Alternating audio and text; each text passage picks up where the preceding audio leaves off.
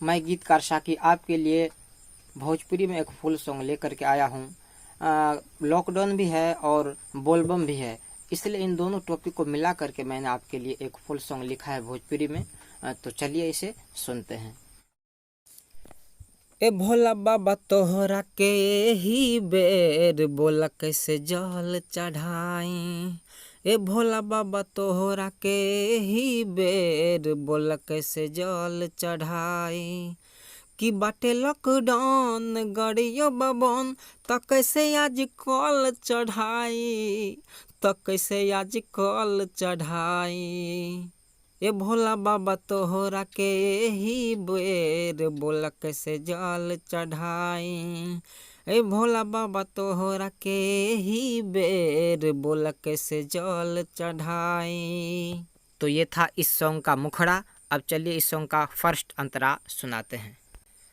कौनो बहाना चलब जे घर से वीर सिपहिया ना मानी हो ना मानी हो। आ घरे में घुसल बा मजबूरी सच कहतानी हो। जाए दिन ही कावर देखावे अपन पावर का घरवे में फल चढ़ाई, का घरवे में फल चढ़ाई।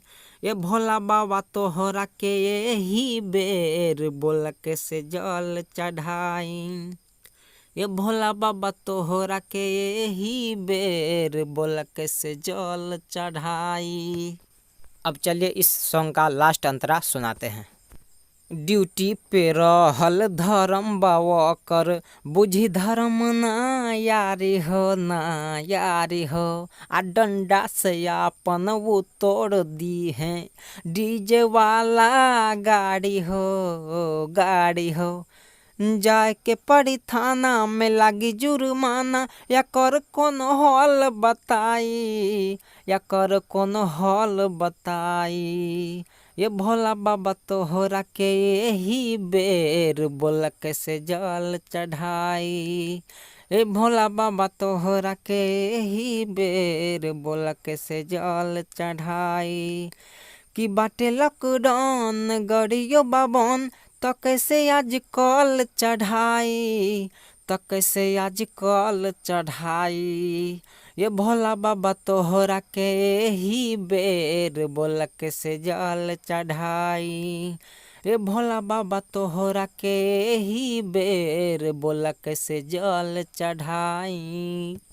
अगर आप हमसे हिंदी, मैथिली या भोजपुरी में किसी भी टाइप का पर्सनल सॉन्ग लिखवाना चाहते हैं तो वीडियो के नीचे ब्लू कलर में मेरा व्हाट्सएप नंबर है, उस पर कांटेक्ट कर सकते हैं।